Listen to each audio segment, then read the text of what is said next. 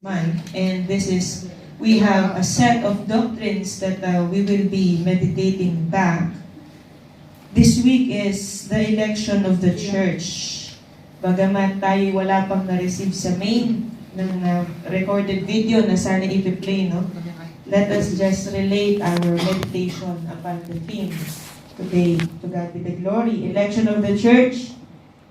Sino dito ang nauunawaan ang ibig sabihin ng election? Kailan ang election sa Pilipinas? May 2022. May 2022. Yun. Or next year? Next year. Ano na bang kayo? 2021 na pala ngayon. Praise the Lord. Marami na palang dumating talagang Panginoon. Akala mo 2020 pa lang ngayon? 2021 na pala. Biyaya ng Diyos. Purihin ng Panginoon, election. When we say election, the fact of being elected, inihalal. Sino sa atin dito naka-experience ng mga halalan? O yung mga sumuporta sa mga kumakandidato? Diba? Lahat na lang ng mga pangako, isisigaw mo sa mga kapitbahay mo no? Para mapaniwala mo na ihalal mo ito. Karapat dapat ito, bibigyan tayo ng magandang kinabukasan nito. No? Ganyan paghalalan no? Lahat ng mga pangako, maririnig mo sa araw ng halalan. Ayan. Ngunit mga kapatid, ibahin natin ang pagkahalal ng mga taong pinili ng ating Panginoon. Purihin ng Panginoon. When we say election, this is the fact of being elected, called, predestined. Ayan. Kapag sinabing called, tinawag. Kapag sinabi mong predestined, from the prefix pre, meaning before. No? Before. Ibig sabihin, may nauna tayong pagkatawag. Tinawag na tayo noong una pa. Praise the Lord. Amen? Purihin ng ating Panginoon. Kaya election came from the word eklektos, meaning to be chosen, selected for God's divine purpose. Purihin ng ating Panginoon. Glory to God. Chosen people of God. This is the group of people that God favors. Praise the Lord. Amen. Purihin ng Panginoon. Lahat ng pagpapala, lahat ng kabutihan. Kaya yung inawit natin kanina, ang totoong nakakaawit niya na yung mga inihalal ng Diyos. Amen? Sapagkat ang mga inihalal ng Diyos, sila ang talagang nakakaranas ng katapatan ng Diyos.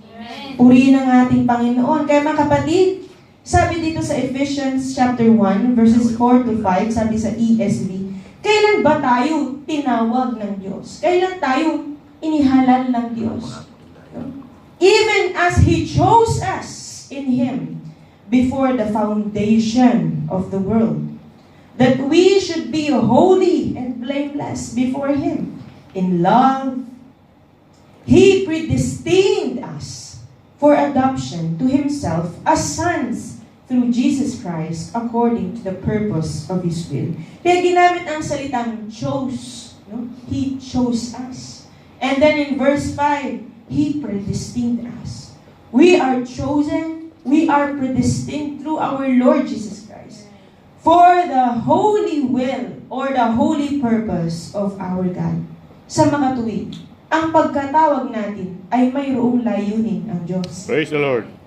Kapag ang tao tinawag ka, may layunin ng tao. Right. Pero ang Diyos, kapag ang Diyos ang tumawag, dakilang layunin niya.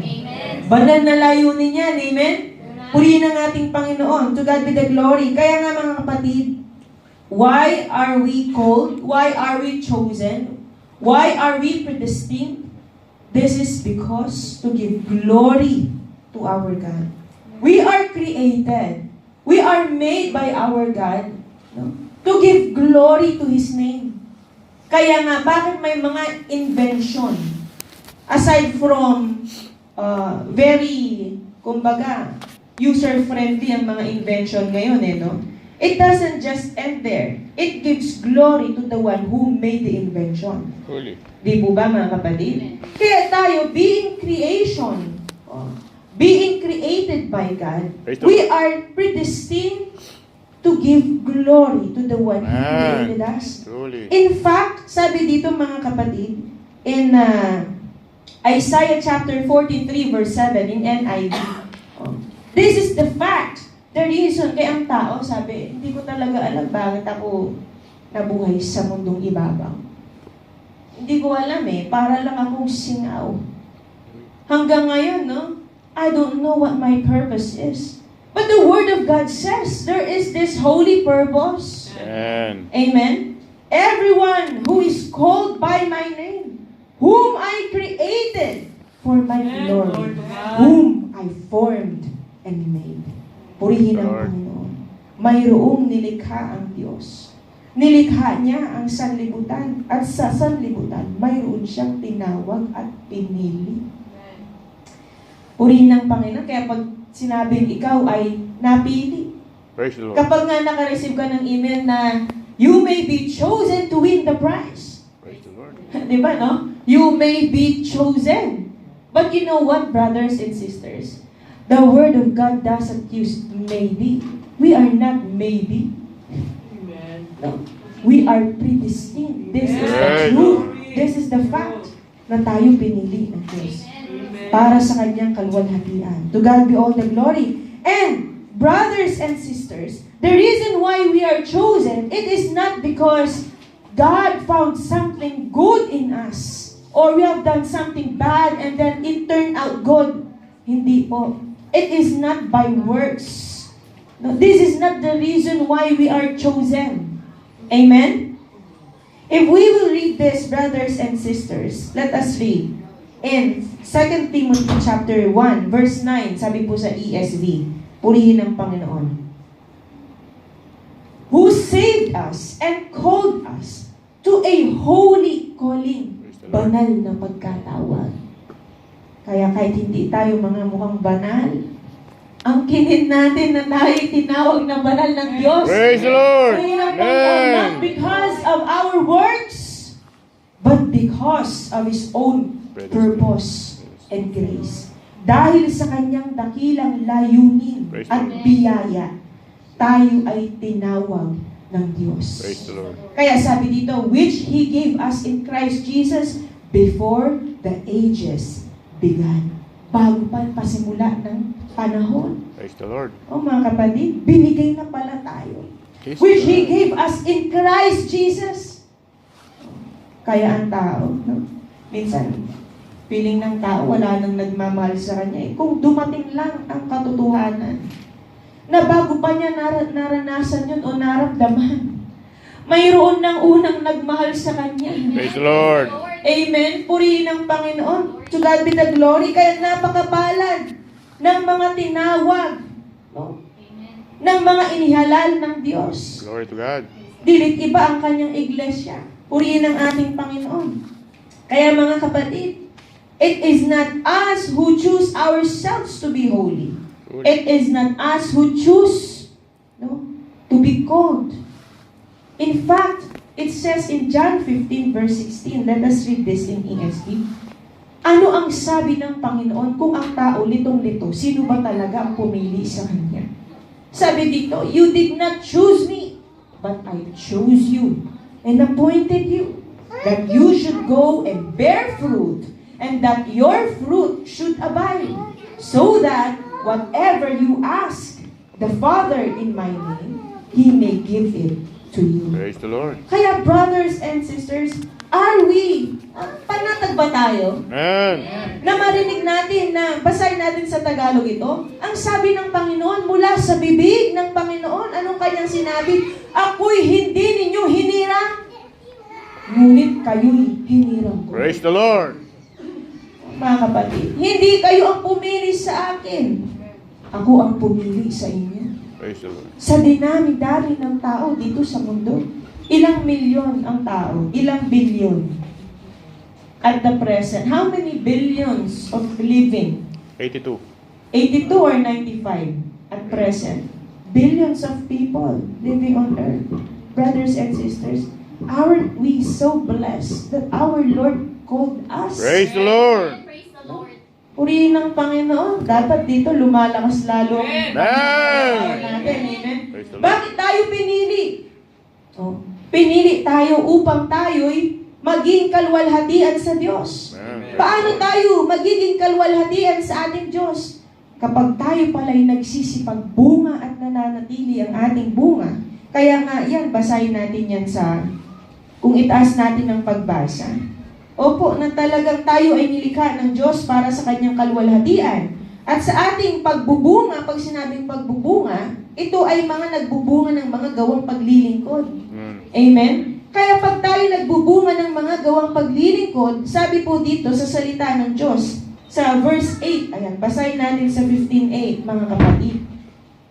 Sa ganito'y lumulwalhati ang aking Ama, na kayo'y magsipagbunga ng marami, at gayon kayo'y magiging aking mga alaga.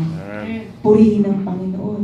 Kung bakit malulwalhati ang Diyos sa kanyang pagkahirang sa atin, sapagkat ang kanyang mga inihalal ay itinalaga upang magbunga ng marami, upang manatili ang bunga. Amen? Purihin ang ating Panginoon. Now, mga kapatid, sino ang may pasya? Sino ang may pasya sa makatuwid? Sino ang nagpasya? Akala ko po ang tao may free will yan. Di ba? Ang tao ay free moral agent. Sabi nga, may karapatan siya, dahil hindi niya alam ang tama at mali, mayroon siyang karapatang magpasya sa kanyang buhay. Amen? Ngunit mga kapatid, sabi sa Ephesians chapter 1, verse 11, anong sabi dito po sa salita ng Diyos? Tayo rin naman sa Kanya ay ginawang mana na itinalaganan niya tayo ng una pa, ayon sa pasya niyaong gumagawa ng lahat ng mga bagay ayon sa pasya ng kanyang kalooban. Kaya kaninong pasya na tayo itinalaga ng Diyos? Doon, yung palang gumawa ng lahat ng mga bagay, nasa Kanya ang pasya. Nasa Kanyang kalooban ang pasya na tayo ginawang mana. Na tayo itinalaga. Amen? Kaya ang Diyos hindi nagkakamali sa Kanyang pagtawag. Kahit gaano kahina, kahit sabihin mong ikaw pa ang pinakamahina sa iglesia, kung ikay nananatili, nagsisikap, mga kapatid, hindi nagkamali ang Diyos sa pagkatawag sa iyo. Praise the Lord. Amen? Ikaw ay sisidlan niya ng kalwalhatian. Ikaw ay tagapagmana ng kanyang mga pangako. Praise the Lord. Amen? Purihin ang ating Panginoon. Kaya nga, sabi dito ni Apostol Pablo, bilang siya, si Apostol Pablo ay isang apostol sa pagkahirang. Amen? Anong sabi niya po dito sa talatang 10? Ayan, Ephesians 1 verse 10. Basahin natin ang salita ng Diyos. Sa pagiging katiwala sa kaganapan ng mga panahon, upang tipunin ang lahat ng mga bagay kay Kristo. Ang mga bagay na nangasa sa kalangitan at ang mga bagay na nangasa ibabaw ng lupa. Sa Kanya, sinasabi ko, sabi sa 11, tayo rin naman sa Kanya ay ginawang mana. Ayan, binasa natin kanina yan. Na itinalaganan niya tayo nung una pa ayon sa pasya niyang gumagawa ng lahat ng mga bagay ayon sa pasya ng kanyang kalooban. Kaya mga kapatid, sino ang pinagtagubilinan ng ating Panginoon upang tipunin nung panahon ni Apostol Pablo sa iglesia ng Epeso? Yan, ang mga Ephesian brethren, mga kapatid. Ano ang sinabi ni Apostol Pablo? Na siya, mga kapatid, pinagtagubilinan siya na tipunin ang lahat ng mga bagay kay Kristo sa makatuwid. Ang mga pangunahing pinagkatiwalaan ng Panginoon sa kanyang mga inihalal, unang-una, ang mga apostol, upang tipunin ang lahat ng mga bagay. Kaya ngayon, nakikita ba natin kung paano ang pagkahirang ng apostol sa kawakasan, sa panahon ng kawakasan? The Lord. Anong lagi niyang paalala sa atin? Magpuyat. Magpatuloy sa paglilingkod. Bakit? Ang kanyang layunin ay tayo'y tipunin niya. Kaya nga, kung ganyan, kung kung mapansin natin, ganun na lamang ang pagmamalasakit niya sa iglesia. Bakit? Binigyan siya ng katungkulan ng Diyos upang tipunin ang mga bagay para kay Kristo. Glory to God. Purihin ang ating Panginoon. To God be the glory. Bakit po? Sabi sa verse 12. Ayan. Upang tayo'y maging kapurihan ng kanyang kaluwalhatian. Tayong nagsiasa ng una kay Kristo. Purihin ang Panginoon. To God be all the glory. Kaya nga mga kapatid, gaya ng sabi natin kanina at sabi ng salita ng Diyos, sabi sa Romans chapter 9 verse 11, sabi sa ESV, though we're not yet born and had done nothing, either good or bad. Ayan, 9:11. Though they were not yet born and had done nothing, either good or bad, in order that God's purpose of election might continue. Not because of works, but because of Him who calls. Purihin ang Panginoon. Basahin natin sa Tagalog ito. Sapagkat ang mga anak ng hindi pa ipinanganganak, hindi pa nagsisigawan ng anumang mabuti o masama. Hindi ka pa nga naipanganak. Hindi mo pa alam kung anong mabuti, masama. Hindi ka pa nakagawa ng anumang bagay na yaon. Upang ang layo ng Diyos ay mamalagi alinsunod sa pagkahirap. Na hindi sa mga gawa, kundi doon sa tumatawag. At sino ang tumawag sa atin, mga kapatid? Sino ang tumawag sa atin? Ang Diyos. Ang ating Diyos sa pamamagitan ng ating Panginoon, sa pamamagitan ng kanyang mga sinugo. Purihin ang ating Panginoon. Glory to God. Kaya mga kapatid, totoo na tayo'y naligtas, hindi dahil sa ating mga gawa. Amen? Dahil sa biyaya ng Diyos. Totoo yan. Tayo naligtas sa pamamagitan ng biyaya. Sa pamamagitan ng pananampalataya. Kaya ngayon ang sabi sa Ephesians, diba? Chapter 2, verse 8 to 9. Anong sabi ng salita ng Diyos? Sapagkat sa biyaya kayo'y nangaligtas sa pamamagitan ng pananampalataya at ito'y hindi sa inyong sarili. Amen. Ito'y kaloob ng Diyos. Praise the Lord. Sabi sa verse 9, purihin ang Panginoon. Sige po, ipagpatuloy natin sa verse 9, purihin ang Panginoon.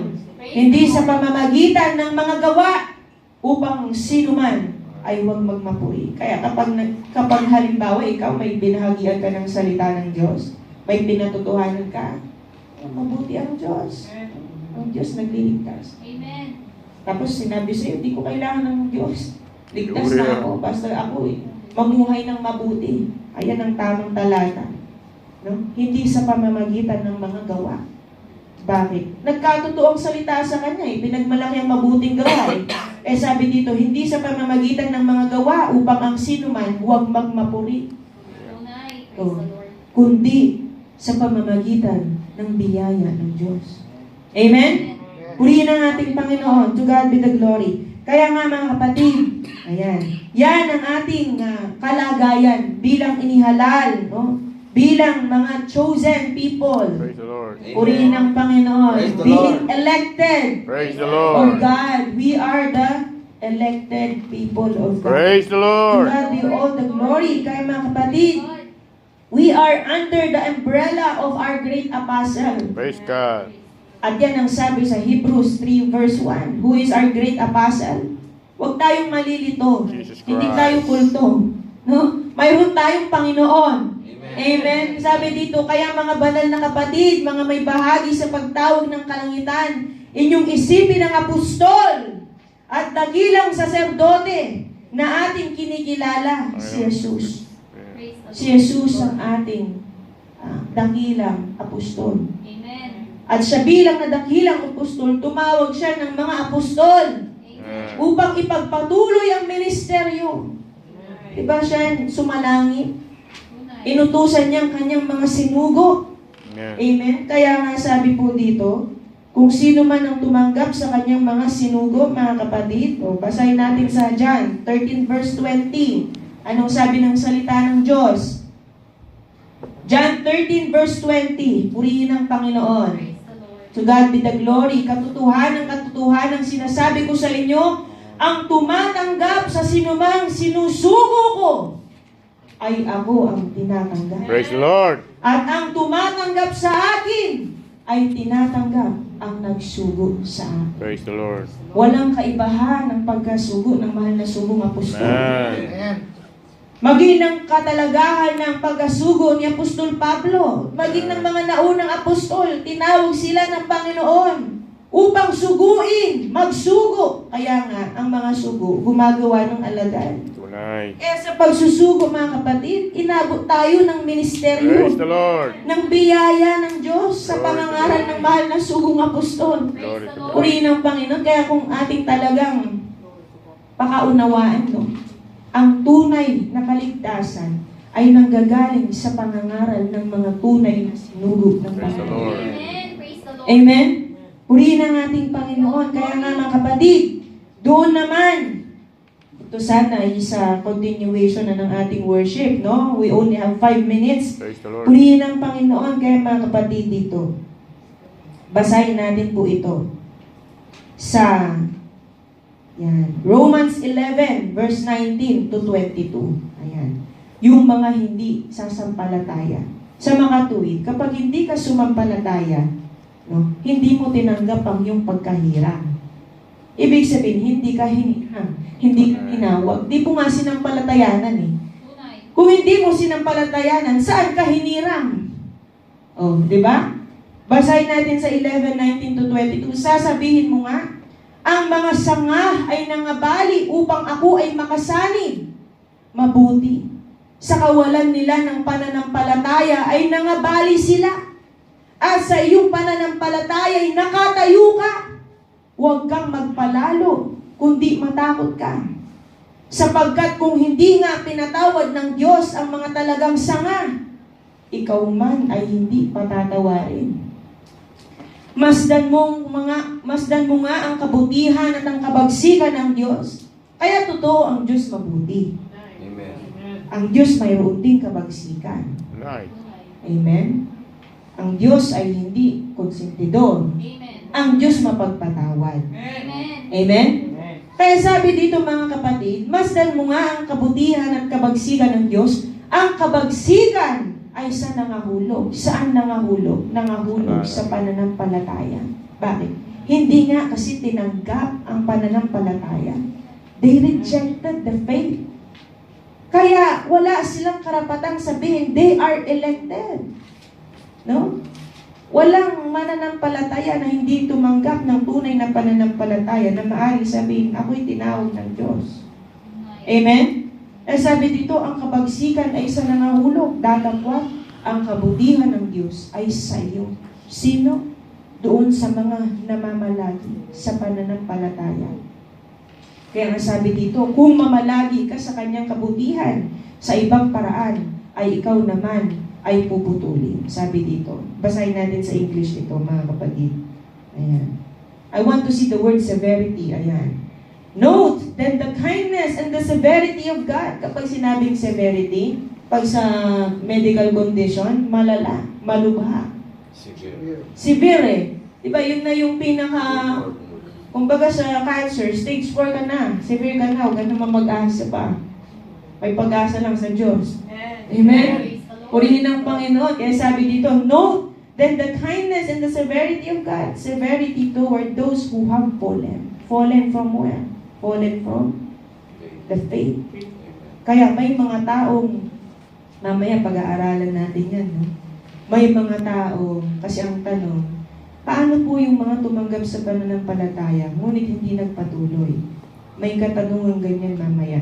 Kaya pag-aaralan natin yan. Ngunit malinaw na malinaw, doon sa mga nangahulog sa pananampalataya, mararanasan nila ang kabagsikan ng Diyos. Ngunit tayo, kung tayo makapanatili sa pananampalatayang ito, mga kapatid, the kindness, ang kabutihan ng Diyos, ang ating mararanasan. Glory to At God. marami pang mga pangako para sa mga tinawag. Marami pang pangako para doon sa mga inihalal ng Diyos. Amen. Sa loob ng iglesia. Dilitib ang kanyang iglesia. To God be all the glory. Kaya yan po ang ating pag-aaral sa umagang ito. Later on, we will continue on the election of the church. To God be all the glory. Let us all rise. Let us